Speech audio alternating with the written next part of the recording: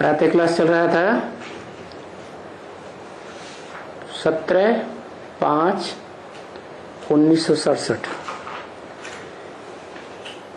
तीसरे पेज की मध्य अंत में बात चल रही थी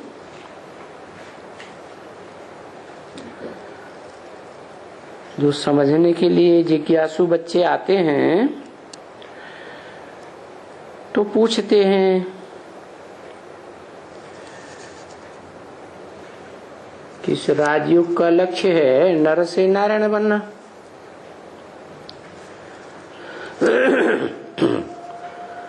फिर जो सतयुग में नारायण बनते हैं वो त्रेता में नंबरवार राम भी बनते हैं। तो हम नारायण बनेंगे या राम बनेंगे?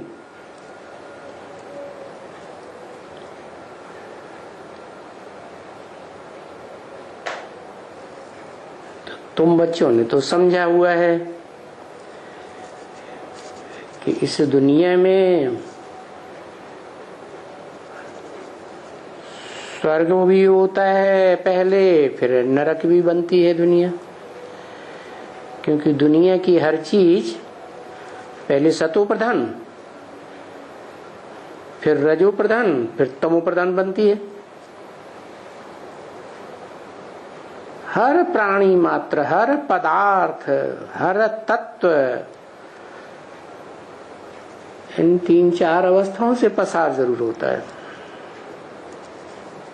जैसे बच्चा है तो महात्मा कहा जाता है, कोई ज्यादा टेंशन नहीं, माता पिता की गोद में प्रसन्न रहता है। फिर बड़ा होता है, किशोरावस्था में आता है, संगी साथियों का संग का रंग लगता है स्कूल में, तो सब तो सामान्य कहेंगे।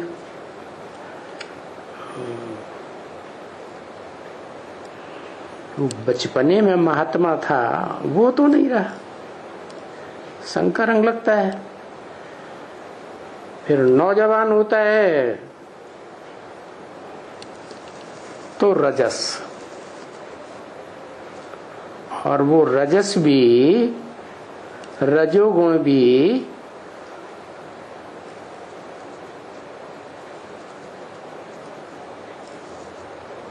माताओं में, कन्याओं में ज्यादा होता है नौजवान होने के बाद, या पुरुषों में होता है?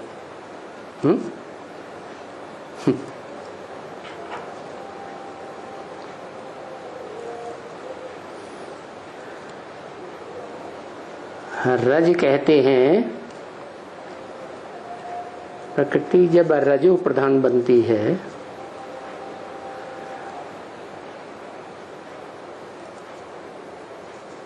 स्त्रियों की मासिक धर्म से कनेक्टेड बात है रजस।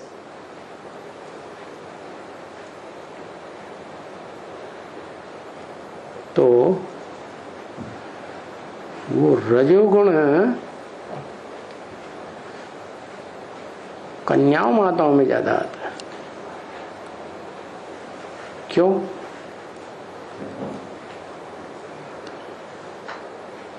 क्योंकि जब नई सृष्टि बनाने के लिए सुप्रीम सोल शिव इस सृष्टि पर आता है तो वो तो सत्व प्रधान है, परम पुरुष है ना। फिर जिसमें प्रवेश करता है वो सत्व प्रधान ही इस दुनिया में रहता है या रजो प्रधान तमो प्रधान भी बनता है? क्योंकि परम पुरुष की वो प्रकृति है, प्रकृष्टकृति, जिसमें प्रवेश करता है। अर्जुन के रथ में प्रवेश करता है ना, तो वो शरीर रूपी रथ रजस रजो प्रधान सृष्टि जब बनती है तो संसर्ग संपर्क में आने से प्रभावित हो जाता है। क्या आत्मा भी प्रभावित हो जाती है और 5 तत्वों का शरीर भी प्रभावित होता है। तो रिजल्ट क्या हुआ? परम पुरुष जो पुरुष ही है 100% सदैव, और वो जिसमें प्रवेश करता है उसको भी आप समान इस मनुष्य सृष्टि में परम पुरुष हीरो पार्टधारी बनाता है ना। तो बनाता है, इसका मतलब आत्मिक रूप धारण करने वाली जो आत्माएं हैं बिंदु बिंदु, उनका बाप शुद्ध आत्मा है 100%। लेकिन इस सृष्टि में जब आता है तो जिसमें प्रवेश करता है वो तनधारी आत्मा, उसमें ये गुण है क्या कि रजो प्रधान के संग के रंग में आएगा तो रजो प्रधान बनेगा, और तामसी आत्माओं के संग के रंग में आएगा तो तामसी बनेगा।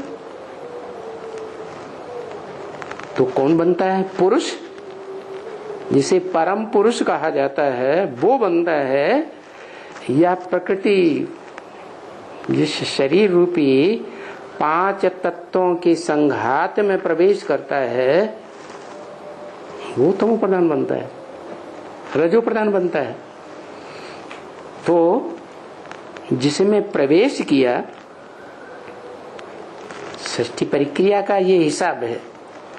षष्ठी रची जाएगी तो जो पुरुष है नारी में प्रवेश करेगा,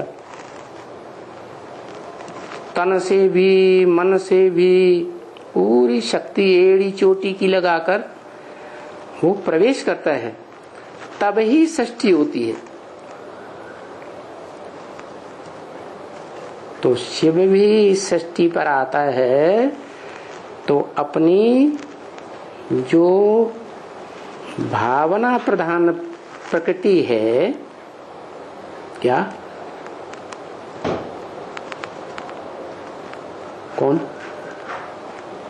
जैसे शरीर है किसी मनुष्य का तो आत्मा को कहेंगे भावना प्रधान, और शरीर में तो भावना नहीं होती है तो जड़ है। तो ऐसे ही जिस तन में प्रवेश करता है वो जड़ शरीर भी है, प्रकृति है, लेकिन जड़त्व भाव वाली प्रकृति।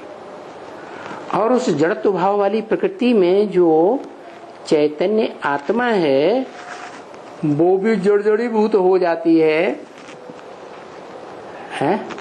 या नहीं? जड़जड़ीभूत हो जाती है।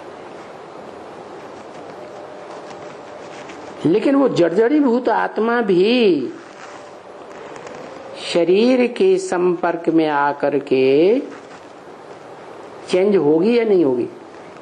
चेंज होगी। तो शरीर और आत्मा दोनों मिलकर के नाम बनता है पार्वती। ये परम पुरुष की पहले नंबर की पार्वती हो गई। परम ब्रह्म कह दो, बड़ी अम्मा। क्या? जैसे त्रिमूर्ति देवियां है ना, 3 देवियां, जैसे 3 देवता माने जाते हैं, तो 3 देवताओं 3 देवियों में बड़ी देवी कौन मानी जाती? पार्वती। तो इसीलिए शिव बाबा ने ब्रह्मा के तन से बोला तुम सब पार्वतियां हो। क्या? तुम सब माने तुम जितनी भी भोगी आत्माएं हो इस षष्ठी रूपी रंगमंच पर पार्ट बजाने वाली, मैं तो अभोक्ता हूं, लेकिन तुम सब पार्वतियां हो। कैसे पार्वतियां हो? अभी तो डूबी हुई है अंधकार में, आत्मा भी डूबी हुई है, शरीर भी जड़जड़ीभूत ग्रेनाइट पत्थर जैसा बन गया। तो शिव के संग के रंग में आने से शिव जो है ना, ज्ञान का बीज डालता है ना। अहम बीज प्रदप पिता, मैं ज्ञान का बीज बोने वाला पिता हूं। तो इस षष्ठी रूपी रंगमंच पर जब आता है तो प्रकृति के संसर्ग संपर्क संबंध में आता है। क्या? प्रकृति के दो रूप, एक आत्मभाव वाली प्रकृति और एक शरीर जड़ प्रकृति। प्रजापिता में प्रवेश करता है ना, तो नाम क्या देता है? ब्रह्मा। पहला ब्रह्मा माने परम ब्रह्म। तो जो इस मनुष्य सृष्टि में परम पुरुष के लिए जो पहली पहली माता है, जिसके दो रूप बताए, गीता में भी बताया, परा प्रकृति और अपरा प्रकृति। परा प्रकृति माने परे ते परे स्टेज में रहने वाली, आत्म भाव वाली, और अपरा प्रकृति माने थोड़ी नीची किस्म की, थोड़ी नहीं पूरा ही जड़त्वमयी, जड़ भी स्वभाव वाली, जैसे ज्ञान को पकड़ती ही नहीं। तो दोनों का समावेश आदम के शरीर में है। आदम, एडम, मूर्तिमान शंकर, उसमें वो आत्मा भाव वाली प्रकृति भी है और जड़त्वमयी देह की प्रकृति भी है। दोनों मिलते हैं तो कब मिलते हैं? दोनों तब मिलते हैं जब शिव आकर के परिचय देता है। क्या? आदम को क्या परिचय देता है? कि तुम देह नहीं हो। क्या?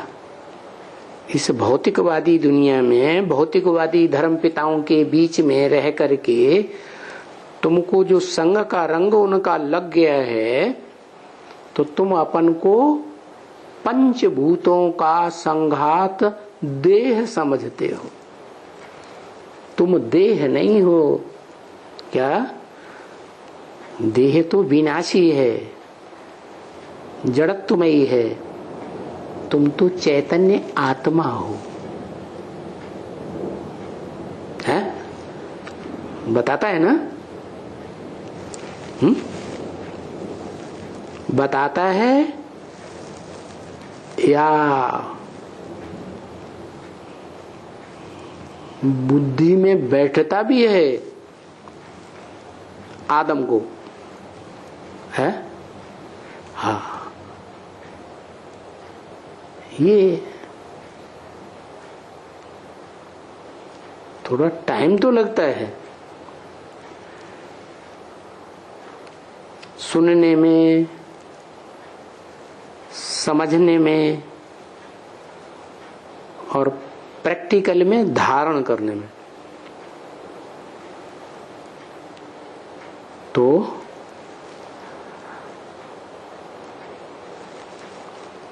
वो आदम वाली आत्मा जो इस मनुष्य सृष्टि रूपी रंगमंच पर जो भी मनुष्य आत्माएं हैं, उन बिंदु बिंदु 500-700 करोड़ आत्माओं के बीच में वो शिव ज्योति बिंदु बीज रूप बाप का पार्ट बजाता है। तो बाप को तो पहले चाहिए क्या? माता। तो जिस पुरुष तन में प्रवेश करता है उसका नाम क्या रखा? ब्रह्मा, पहला ब्रह्मा। जैसे दादा लेखराज में प्रवेश किया तो नाम रखा ब्रह्मा, लेकिन वो तो बाद वाला ब्रह्मा है।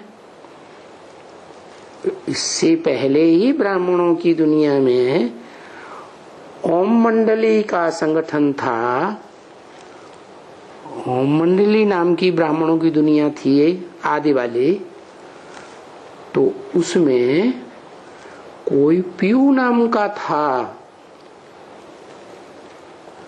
जिसके द्वारा वही जो देवी देवता सनातन धर्म का मूल ग्रंथ है, मूल शास्त्र है, श्रीमद् भगवत गीता।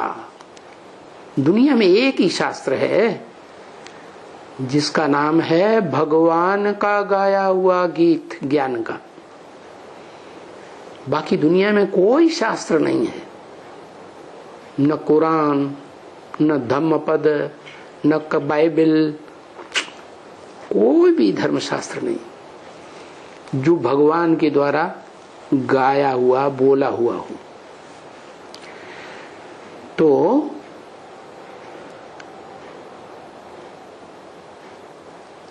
इस रुद्र ज्ञानी यज्ञ के आदि में ओम मंडली में वो जो भागीदार था सेवकराम,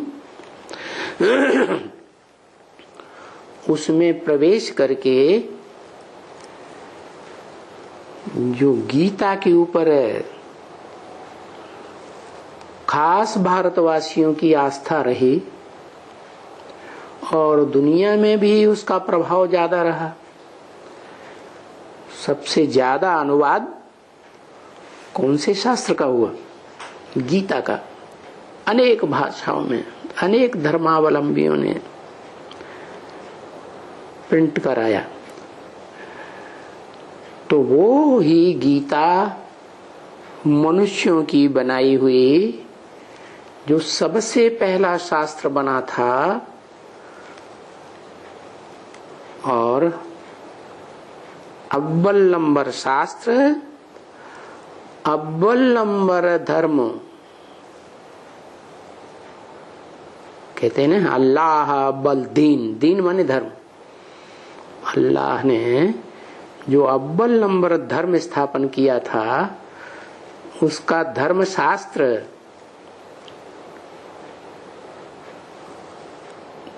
तैयार हुआ। माना भगवान इस सृष्टि पर आते हैं तो जो दुनिया बनाते हैं, नई दुनिया, उसके लिए संविधान की रचना करके बताते हैं। ईश्वरीय संविधान, उसका नाम क्या है? श्रीमद् भगवत गीता। तो उस गीता के क्लैरिफिकेशन श्लोकों के ओम मंडली में दिए जाते थे। जो बोला है ब्रह्म वाक्य कि मैं शास्त्रों का सार सुनाता हूं। क्या इसका मतलब? जो सार सार की बातें हैं वो बताता हूं। बाकी तो मनुष्य गुरुओं ने ढेर सारी शास्त्रों में मिक्सचरिटी कर दी। क्या सबसे पहले शास्त्र बनाने वाले कौन थे? वो ऋषि मुनि, दाढ़ी मूंछ वाले विकारी मनुष्य, जो 2500 वर्ष पहले दूसरे धर्मों के धर्म पिताएं आए तो उनके संसर्ग संपर्क में संबंध में आकर के विकारी बन गए। तो उन्होंने मिक्सचरिटी की विकारी बुद्धि से।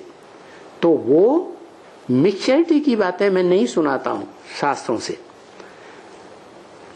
उनमें जो अव्वल नंबर शास्त्र है, स्वयं भगवान ने बोला है, बरबली सुनाया। जैसे और धर्म पिताएं आते हैं ना इस सृष्टि पर, तो बरबली सुनाते हैं या शास्त्र लिखते हैं। कोई बाइबल, कोई कुरान, कोई धम्म पद या सिखों का वो ग्रंथ, गुरु ग्रंथ साहब, क्या उनके धर्म पिताओं ने लिखा था? नहीं, उन्होंने तो मुख से बोला, उनके फॉलोअर्स ने बाद में लिखा।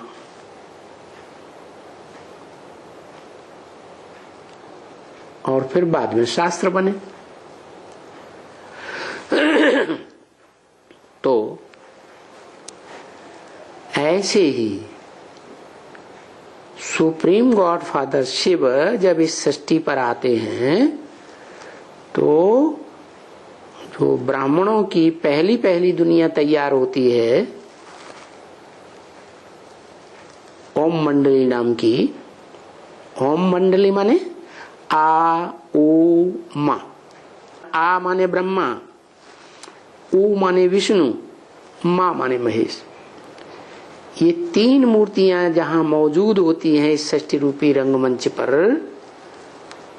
वो तीन आत्माएं सृष्टि के आदिकाल की देवता, तो उनके बीच में आकर के प्रवेश करता है। मैं जब आता हूं, क्या बोला ब्रह्म वाक्य, मैं जब आता हूं तो तीन मूर्तियों के साथ आता हूं, अकेला नहीं आता हूं। इसका मतलब हुआ कि वो शिव ने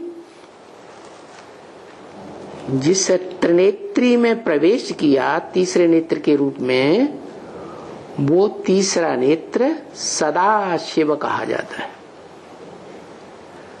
उसके द्वारा जो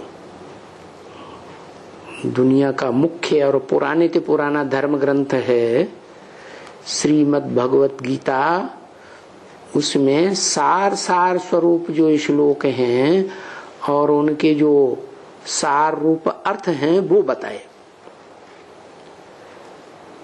तो वो परम ब्रह्म जिसे नाम दिया वो क्या हो गई? गीता माता।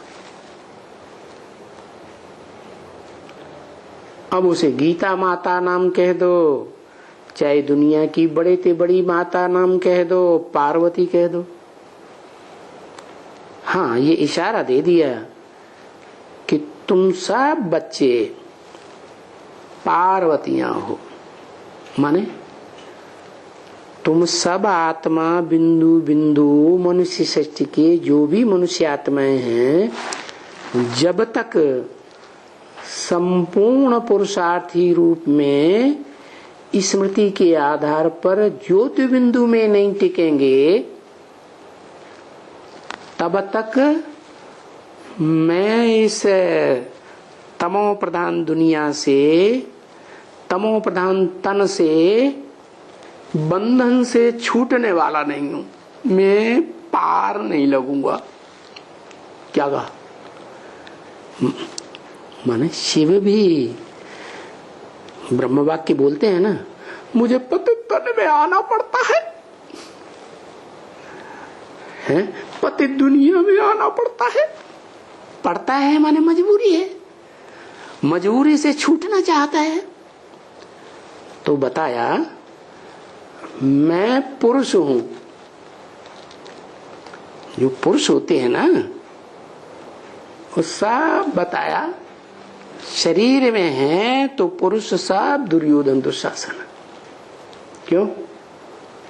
क्योंकि जिस प्रकृति के संसर्ग संपर्क संबंध में आते हैं तो प्रभावित हो जाते हैं। एक मैं शिव ही ऐसी आत्मा ज्योति बिंदु हूं जो प्रभावित नहीं होती हूं, परंतु फिर भी जब तक तुम आत्माएं बिंदु बिंदु सारी मनुष्य सृष्टि की आत्माएं पार लगाने वाली संपन्न आत्मा न बनो 100%, क्या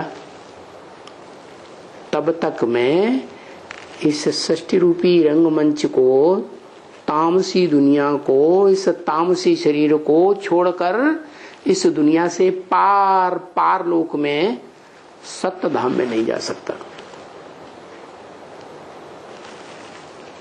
तो पहले नंबर की पार्वती कौन सी मनुष्य आत्मा हुई है? उसको कहेंगे आदम। इस मनुष्य सृष्टि का पहला पुरुष मनुष्य। और शिव जब आता है तो उसको ज्ञान देकर अंदर में आत्मा में ये धारणा होती है कि मैं शरीर नहीं हूं, मैं तो आत्मा हूं। लेकिन कैसी आत्मा? आत्म भाव वाली आत्मा तो हूं, लेकिन 5 तत्वों के संघात शरीर के संपर्क में आकर के मैं भी जड़जड़ी भूत हो जाती। क्या आत्मा है ना?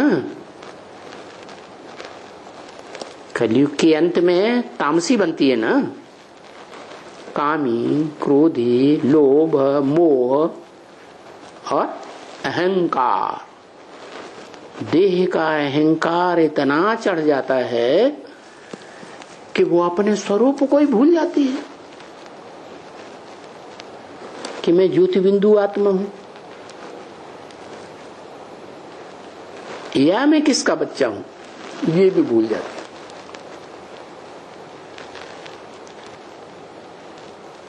तो जैसे बच्चा पैदा होता है तो पहले पहले किसको पहचानता है? मां को पहचानता है। ऐसे ही सुप्रीम सोल परम पुरुष शिव का इस मृत सृष्टि रंगमंच पर पहला बच्चा आदम, वो अपने बाप जो बीज है आत्माओं का, बाप है, उसको पहचानता है या अपने उस स्वरूप को पहचानता है जिसका नाम शिव आकर देता है परम ब्रह्म। ये संपन्न स्टेज प्राप्त करने की बात है। क्या वो शरीर भी कैसी स्टेज प्राप्त कर लेता है संपन्न होने पर? परम ब्रह्म माने बड़े ही बड़ा ब्रह्म, जिसको और धर्म वाले भी मानते हैं लेकिन चैतन्य रूप में नहीं जानते। वो सिर्फ इतना जानते हैं कि जैसे गीता में लिखा है परम धाम, सूरज चांद सितारों की दुनिया से पार, जहां सूरज चांद सितारों का प्रकाश नहीं पहुंचता, वो मेरा परम धाम है। तद्धाम परमं मम। क्या? न तद् भासयते सूर्यो न शशांको न पावक। तो उस सत्य धाम को जिसे सिख लोग कहते हैं सत्य धाम, अंग्रेज लोग कहते हैं सुप्रीम एबोर्ड, सोल वर्ल्ड, मुसलमान कहते हैं अर्श। अल्लाह मियां अर्श में रहता है, तो वो रूहों का बाप है ना, तो रूहों की दुनिया में ही रहेगा। जहां रूहों का बाप रहता है वहां से, उस घर से वो पार्ट बजाने वाली रूहें इस सृष्टि रूपी रंगमंच पर आकर के कपड़े बदलती हैं जन्म जन्मांतर। जितने जन्म उतने कपड़े बदलती है, उतने प्रकार के पार्ट बजाती है। तो वो कपड़ा क्या है? मिट्टी ही तो है। 5 तत्वों का संघात। जो भी आत्मा इस सृष्टि रूपी रंगमंच पर सप्तधाम से उतरती है तो वो प्रकृति का ये 5 तत्वों का बना हुआ शरीर धारण करती है, फिर पार्ट बजाती है। तो जो भी उतरेगी पहले सत्व प्रधान पार्ट बजाएगी, क्योंकि दुनिया की हर चीज 4 अवस्थाओं से पसार होती है। पहले सत्युग में सत्व प्रधान, त्रेता में सत्व सामान्य, द्वैतवादी द्वापर युग में जब दूसरे दूसरे धर्म पिताएं, धर्म, दूसरे दूसरे राज्य, दूसरे दूसरे कुल, दूसरी दूसरी मतें स्थापन होने लगती हैं, तो द्वैतवादी द्वापर युग में वो जो सत्युग में उतरे हुए 16 कला संपूर्ण आत्माएं थी नारायण जैसी, वो भी रजो प्रधान बन जाती। उनमें राजसी वृत्ति आ जाती है। क्यों? क्यों? जो कोई प्रकृति का तामसी रूप है ना, दैहिक रूप, वो धर्म पिताओं के संसर्ग संपर्क में आने से, संबंध में आने से रजोगुण को फट से धारण करती है।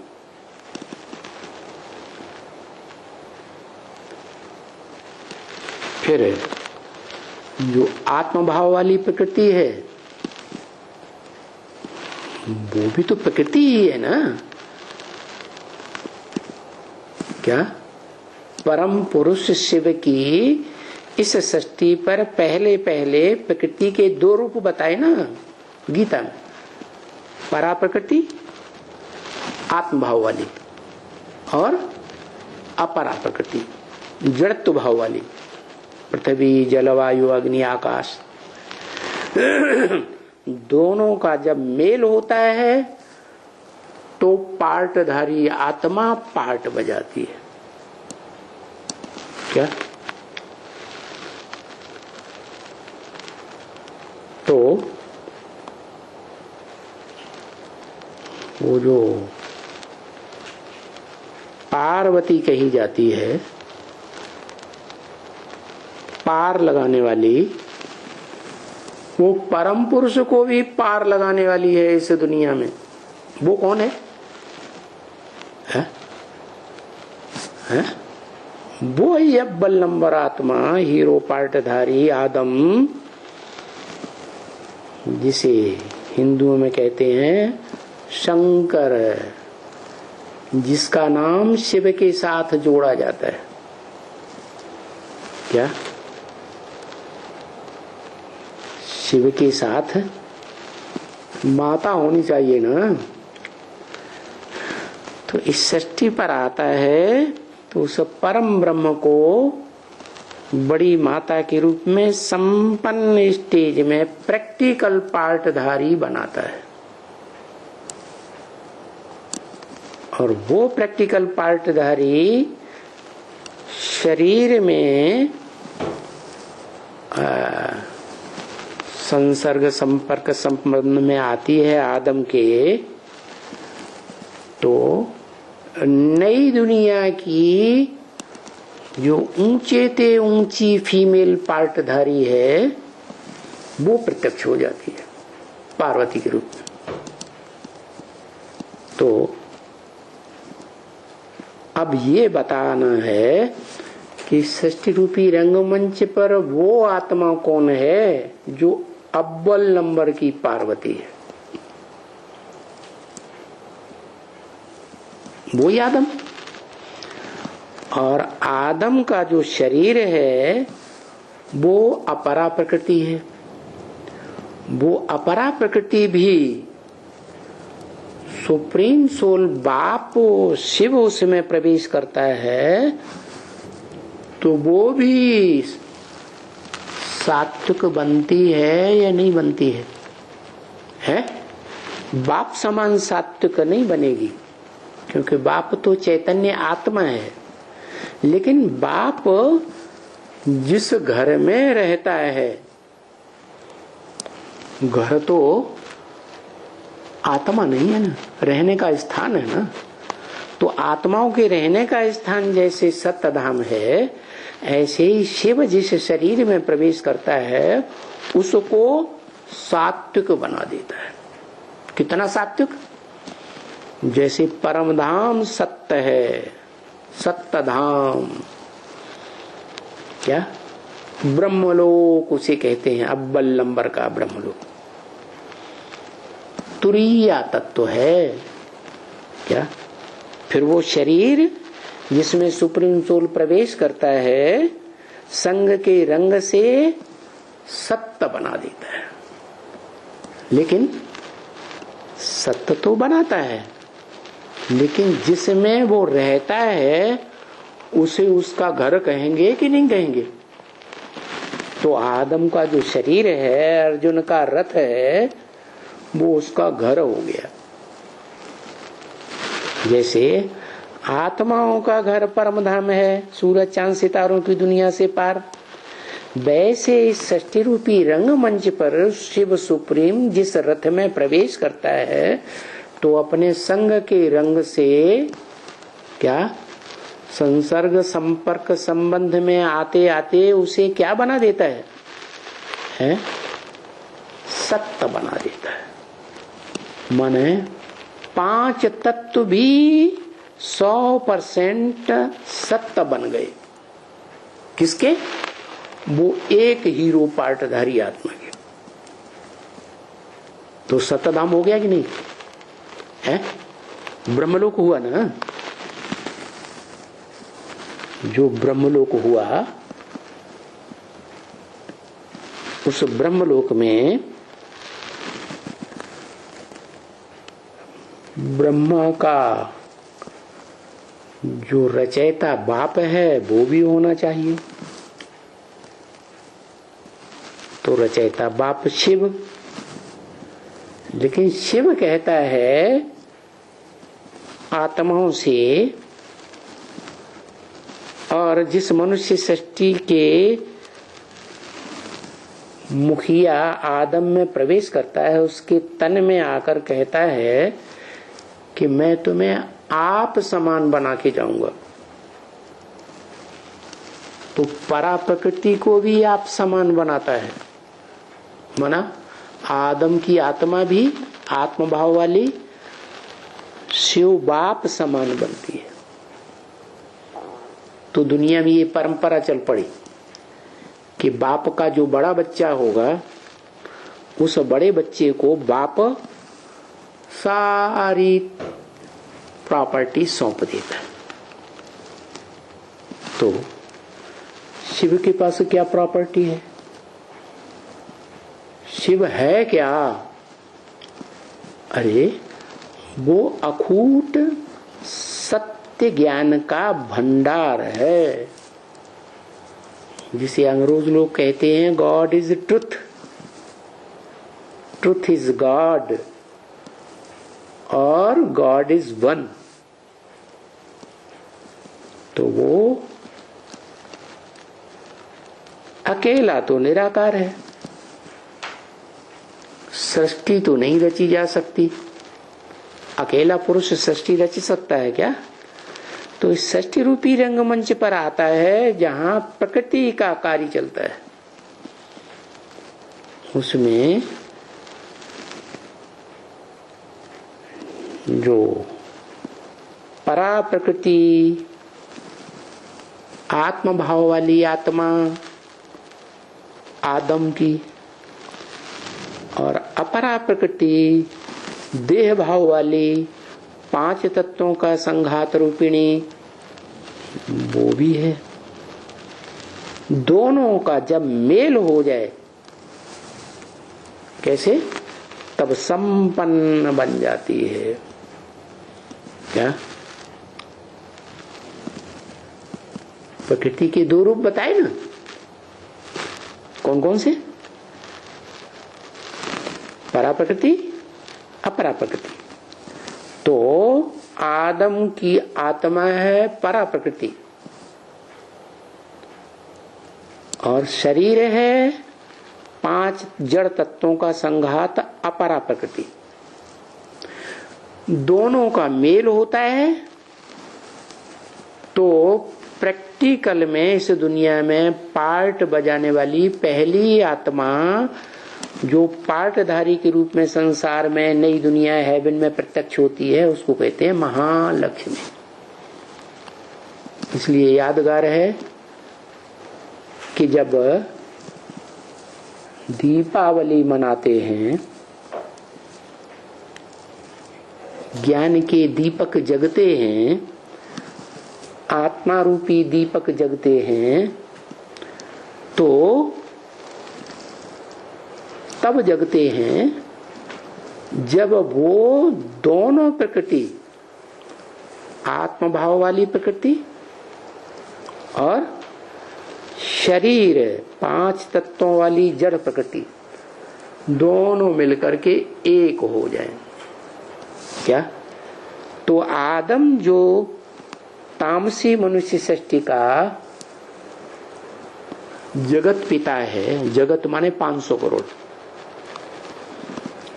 वो ही जगत पिता संपूर्ण पुरुष बन जाता है, जिसे हिंदुओं में कहते हैं परम पद, विष्णु रूप। क्या? परम पद माने स्त्री और पुरुष, पुरुष रूप मूर्तिमान शंकर की आत्मा जो कलयुग के अंत में जड़त्वमयी बन जाती है, अपने स्वरूप को भूल जाती है, पत्थर बुद्धि बन जाती है, और वो आत्मा ही वास्तव में परा प्रकृति है। किसके लिए? शिव सुप्रीम सोल के लिए। और उसका शरीर जो है वो अपरा प्रकृति है। दोनों सुप्रीम सोल शिव परम पुरुष के संग के रंग में आकर, संबंध संपर्क संसर्ग में आकर 100% जब स्टेज ऐसी बनती है तो दोनों ही सत्य हो जाते हैं इस सृष्टि रूपी रंगमंच पर। आत्मा भी शिव समान सत्य और शरीर भी परम धाम के समान, ब्रह्मलोक के समान जो सोल वर्ल्ड है उसके समान सत्य बन जाता है। तो एक ही शरीर है जिसमें इस मनुष्य सृष्टि का पार्ट बजाने वाली जन्म जन्मांतर की आत्मा भी है। कौन? आदम जिसे कहा जाता है, मूर्तिमान शंकर जिसे कहा जाता है, भोगी आत्माओं में नंबर 1। कल बताया था ना, इस सृष्टि रूपी रंगमंच पर पार्ट बजाने वाली जो बिंदु बिंदु आत्माएं हैं उनमें 2 प्रकार की आत्माएं बताई गई गीता में, क्षर और अक्षर। अक्षर सिर्फ एक ही है, supreme soul God father Shiv परम पुरुष, और बाकी सब क्षर, क्षरित होने वाली, शक्ति क्षीण करने वाली, संग के रंग में आकर के शक्ति क्षीण जरूर करती है। उनमें भी पहले पहले शक्ति क्षीण करने वाली कौन है? 2 रूप हैं प्रकृति के इस दुनिया में, संसार में, परा प्रकृति आत्मभाव वाली और अपरा प्रकृति देह भाव वाली। वो पहले पहले कौन संग के रंग में आती है?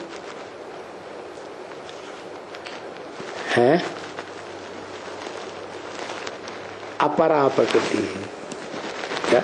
ये प्रैक्टिकल बातें हैं ना। शिव जब इस सृष्टि पर आते हैं,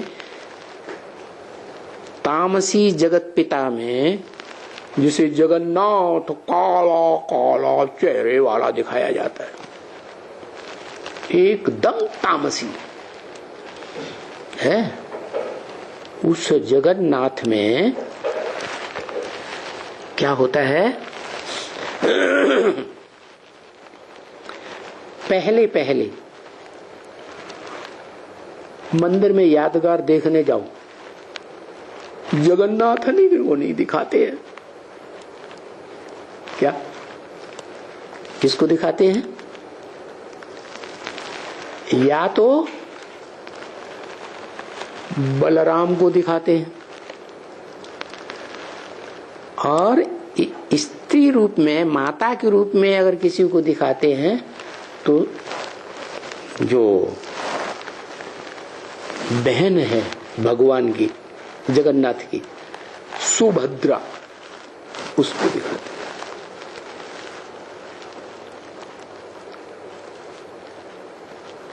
बाकी जगन्नाथ नहीं, काले मोहड़े वाली महाकाली, काली भुजंग, उसको नहीं दिखाते।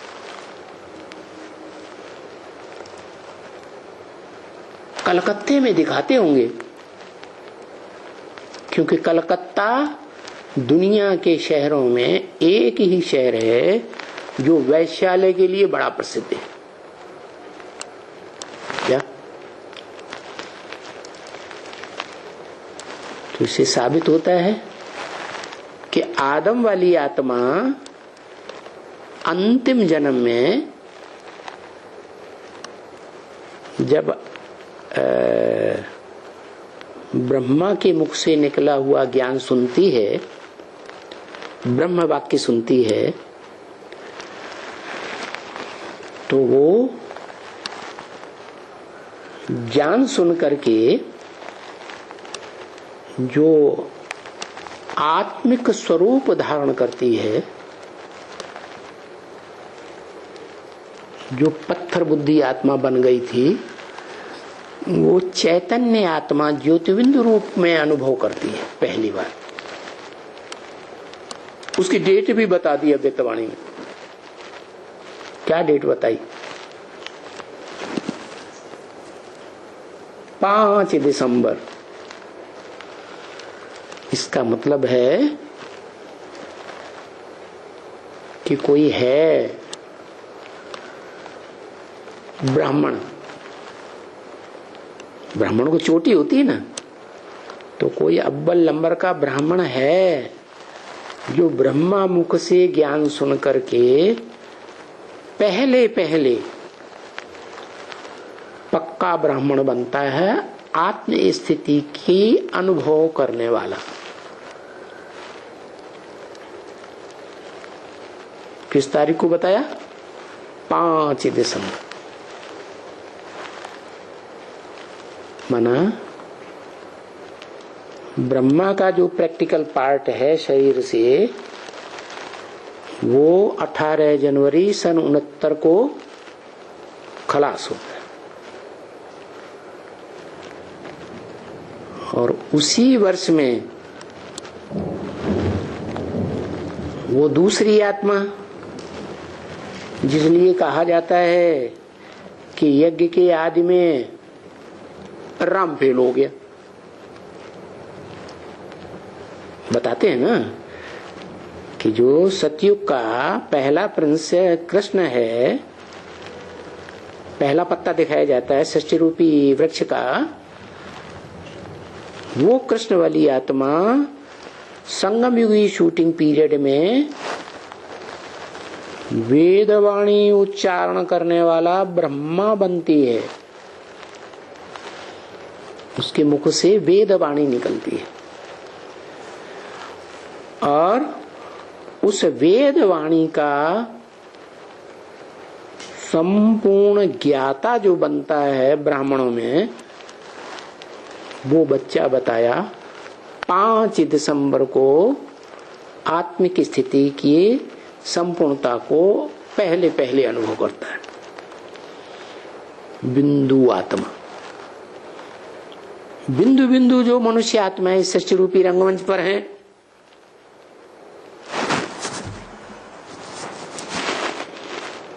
तो क्या करेंगी? पहले अपने स्वरूप को पहचानेगी ना। जो पहचानेगा सो स्वरूप में टिकेगा, पहचानेगा ही नहीं तो टिकेगा कैसे? और पहचान देने के लिए ब्रह्म वाक्यों को जानना जरूरी है। ब्रह्मा के मुख से जो वाणी, वेद वाणी निकली, वो पहचानना जरूरी है। जैसे आज की भक्ति मार्ग में एक संस्था चल रही है भारत में, उसका नाम है गायत्री परिवार। क्या? त्रि का गायन करने वाली 3 देवियां, तो 3 देवता भी होंगे। तो वो गायत्री परिवार में आज के भक्ति मार्ग में, जबकि दुनिया में कोई भी वेदों को पढ़ता नहीं, कोई भी वेदों को सुनता नहीं, वेद की वैदिक भाषा कोई बोलता नहीं, और उस गायत्री परिवार में एक ही आत्मा निकली। गायत्री परिवार का मुखिया रामचंद्र। क्या? कृष्णचंद्र नहीं, क्या? रामचंद्र। मान यज्ञ के आदि में जो आत्मा फेल हो गई थी, क्या बताया ना, पूछा जिज्ञासु ने, हम नारायण बनेंगे कि राम बनेंगे, क्या बने हम? तो बताया कि पहले हर आत्मा सात्विक बनती है, फिर बाद में नीचे गिरती है तो कलाएं कम हो जाती हैं, तो 14 कला राम बनती है। ऐसे ही तुम्हारा पार्ट भी है, ऐसे ही धर्म पिताओं का भी पार्ट है। जब आत्मलोक से धर्म पिताओं की आत्माएं उतरती हैं परम धाम से, तो सत्व प्रधान पार्ट बजाती है। बाद में इस प्रकृति के संग के रंग में आते आते सतो प्रधान, सतो सामान्य, रजो और तमो पार्ट हो जाती है। तो यहाँ भी ऐसे ही है। वो राम वाली आत्मा जो यज्ञ के आदि में थी, सेवक राम जिसे कहा गया, क्या नाम दिया? सेवक राम। क्या मतलब हुआ? है विश्व की सेवा करने वाला राम। उसके जीवन का लक्ष्य क्या है? विश्व की सेवा करना। जो बच्चे होते हैं ना, फॉलोअर सच्चे अर्थों में, वो बाप को फॉलो करते हैं ना, कहते हैं ना फॉलो फादर। तो शिव सुप्रीम सोल इस सृष्टि पर आता है तो ब्रह्म वाक्य में क्या बोलता है? बच्चे, आई एम योर क्या? Most obedient servant. किससे बोलता है? बिंदु बिंदु आत्माओं से बोलता है कि इस दुनिया में तुम्हारा मोस्ट ओबीडिएंट सर्वेंट मेरे सिवाय और कोई नहीं हो सकता। तो उसका बड़ा बच्चा कौन? सुप्रीम सोल ने ये वाक्य बोला। तो सुप्रीम सोल का बड़ा बच्चा कौन? आदम। वो ही आदम वाली आत्मा यज्ञ के आदि में, जिसको सेवक राम नाम दिया, नाम मिला था। हाँ, शिव ने आकर के नाम दिया परम ब्रह्म, है ना। तो वही आत्मा जब फेल हो जाती है ओम मंडली में, तो अगला जन्म लेकर के राम के नाम से प्रत्यक्ष होती है। क्या? नारायण को छत्र छायाधारी नहीं दिखाते हैं, राम को छत्र छाया दिखाते हैं। माना ब्राह्मणों की दुनिया में वो आत्मा पूर्वज थे। पूर्वज माने पूर्व माने पहले, ज माने जन्म लेने वाली।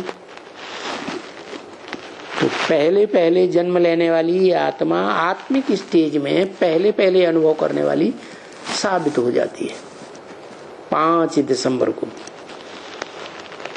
तो बिंदु बिंदु आत्माओं के बीच में कहें तो बाप कौन और बड़ा भाई दादा कौन है?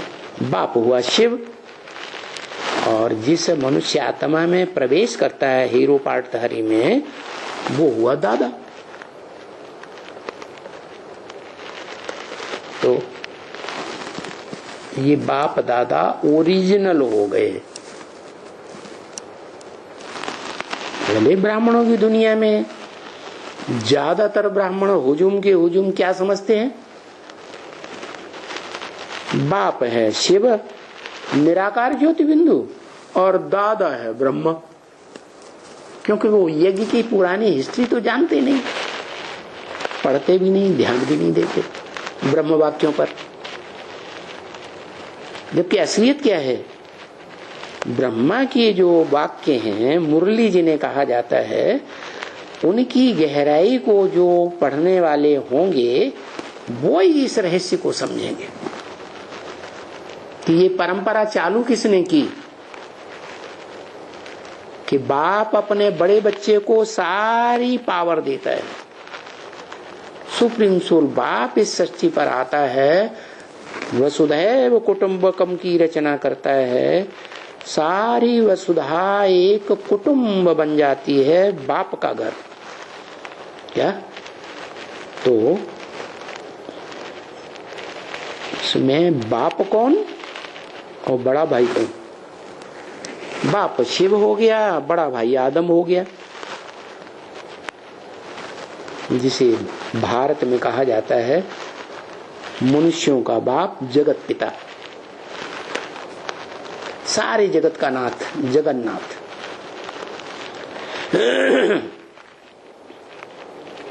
ये बात बाद में बताएंगे कि सुभद्रा कौन और वो बलभद्र कौन, थोड़ा बता देते हैं। सु माने सुंदर और भद्रा माने कल्याणकारिणी। क्या? ऐसी आत्मा जो सुंदर ऐसा पार्ट बजाती है कि सबसे जास्ती कल्याणकारिणी गाई जाती है। और सृष्टि का बड़े से बड़ा कल्याण करने वाली प्रैक्टिकल में कौन होगी? दुनिया के सारे कार्य काहे से होते हैं? प्योरिटी से होते हैं। तो उस पवित्रता को जिसने जीवन में, ब्राह्मण जीवन में सबसे जास्ती धारण किया, माने परा प्रकृति जो कही गई है उससे भी जास्ती धारण किया, और अपरा प्रकृति कही गई उससे भी जास्ती धारण किया। इसलिए उसका नाम है योगिनी। ब्राह्मणों की दुनिया में बाबा ने ही नाम दिया। तो वो ही सुभद्रा है। ब्राह्मणों की जब दुनिया रची जाती है तो उस दुनिया में वो सुंदर से सुंदर कल्याणकारी आत्मा है। क्या? तो वो साथ में दिखाई जाती है जगन्नाथ की। है काला कलूटा मोहड़े वाला, लेकिन ब्राह्मण जीवन में साथ किसका दिखाया गया? सुभद्रा का।